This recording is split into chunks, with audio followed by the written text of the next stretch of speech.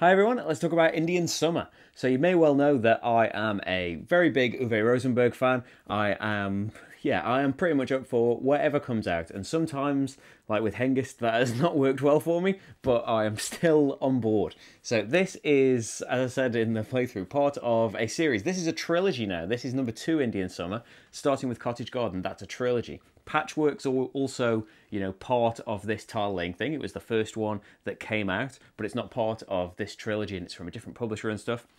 But so yeah, I got Cottage Garden last year. I know I never did a video for it. Sorry about that. Sometimes these things happen where it was a game I didn't really enjoy, and loads of other things get in the way. And I think, when am I ever going to have time for this? I could do with money for Essen or whatever convention it was at the time, and so yeah, it got sold before a video got made.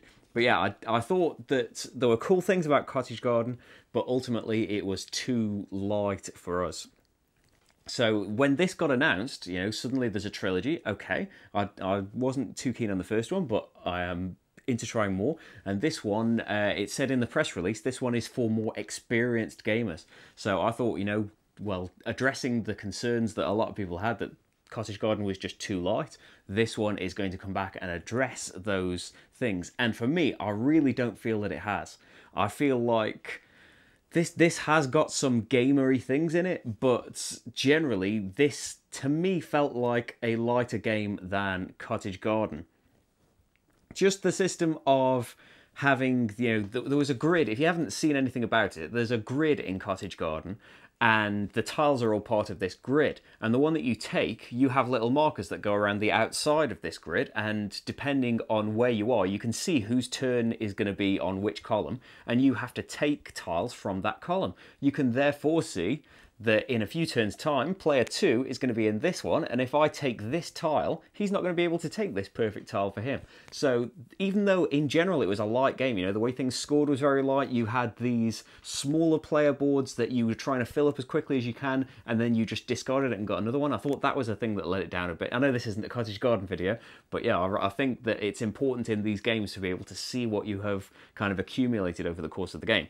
But anyway, I think that system, even though, yeah, it was wrapped up in quite a light game, that is a much more a system for experienced gamers to be. You could just take it as, okay, I've got the choice of these 4 tiles, and then it's a very simple game. But then you could take that further and say, okay, well, and do all of those calculations I talked about, that, okay, it's this person's turn and this person at this time, and I know they need this tile. They've got that exact shape sitting on their player board for whatever reason. And so I can start working out, okay, then, well, if I take this, then at this turn they can take this. And you can start kind of planning ahead. It might not always go your way, but I feel like you could do that. In this, it's just kind of just a mad dash of getting what you need, and it depends heavily on, not really on tiles you took at the beginning, because you can put them anywhere in the beginning. You're trying to leave those spaces, to get tokens that will give you more chances to fill up your thing faster, or if there is a perfect tile at the edge of the path, then you will be able to take those with the berries. And then there's the feather that just lets you take 2 turns if you want to go a bit faster, but they are much harder to get.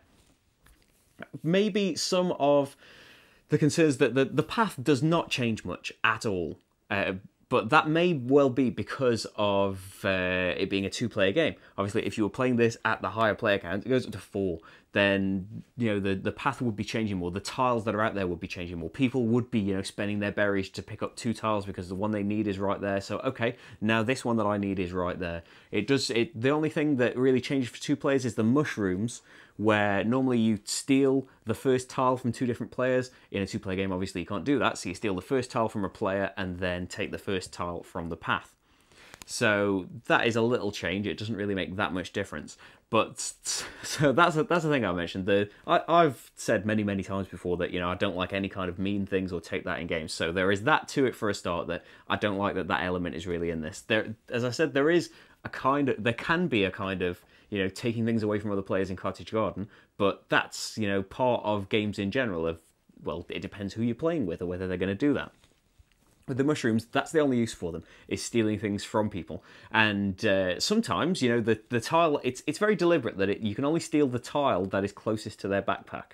So, you know, they can kind of account for that and make sure a useless tile that they don't care about is there. But, you know, if they were completely empty and then they picked up then they refilled, then a really useful tile could be there. But I suppose that does tie into, okay, use a berry then and make sure there's always a useless tile there. But just in general, those mushroom things, I feel like it's so kind of, you know, I don't like take that things anyway, but when they are in a game that is just out of the blue, that, okay, we're having a nice time, we are racing around trying to fill up these boards, and now all of a sudden, okay, now I'm going to steal your things. And to take it a bit further, that I know that the theme in this and a lot of games like it is, I don't want to say pasted on because I don't really like those criticisms of things. Yeah, the theme is not the most important thing here, is it? It's just, it's there for the art more than anything, I feel.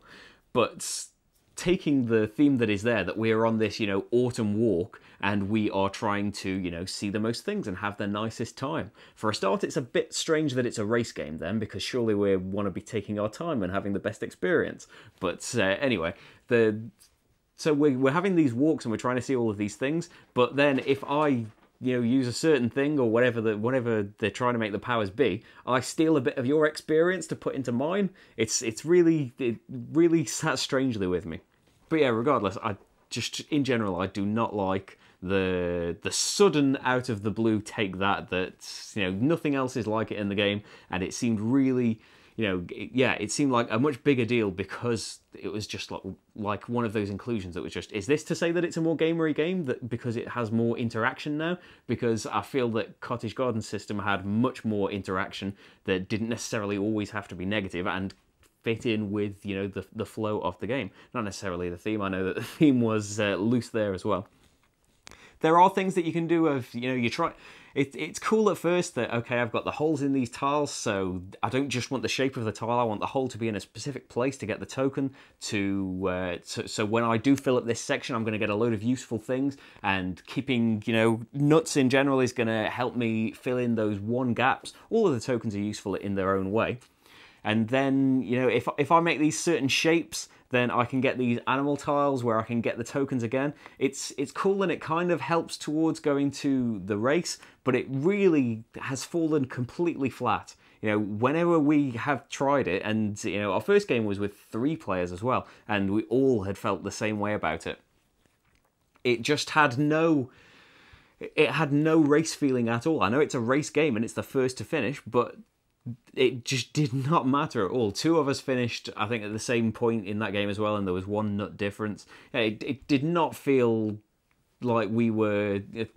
It just came to your turn. Okay, I'll lay a tile. I'm having, you know, the fun of patchwork or anything and trying to slot these things together and trying to think about the tiles. But at the end of the day, we really, really didn't care what happened. And it felt just... I could level the same, you know, really light criticisms about Cottage Garden to this as well, whereas this was, at least in the press release, maybe it changed between it coming out and when they announced it, or it was just a mistranslation or something like that. But I would definitely not class this as the gamer's tile laying game. And honestly, I think I would still say that Cottage Garden is too light if I played it again now, but I would prefer to play Cottage Garden than this for, you know, all of those things that I mentioned. So yeah, unfortunately, you know, I love Nussfjord, and I will still probably, I don't know if I'll get the 3rd one. I probably will, though, saying that. it's still Uwe Rosenberg. Maybe the next one will be the one for me. I'll keep trying until I find a perfect match. But yeah, you can see the playthrough though, and imagine maybe you want that lighter experience though. Maybe the race would be more exciting for you. And you know, it just didn't have the tension of a race game for us. We've got lots of race games that we enjoy, and I'm usually terrible at. But yeah, they do have that kind of overwhelming drive, because you can feel the game ending underneath your feet. In this, when you can see that a person is, you know, 1 or 2 tiles away from ending the game, it didn't really bother anyone. It was just, okay, then it's going to be finished. And not to say that we were having a terrible time, it was just kind of, I don't know, an apathetic, just... Yeah, as I said, it fell very flat, and I'm very disappointed about that, because I would love to be, you know, evangelizing about another Uwe Rosenberg game, or any game. I would always prefer to be, you know, saying how fantastic everything is, and it's a shame in this case that, yeah, it didn't really work for us. But playthroughs there. You can decide for yourselves whether it would be a game for you. That's Indian Summer. Thanks for watching, everyone, and I'll see you for the next game. Bye.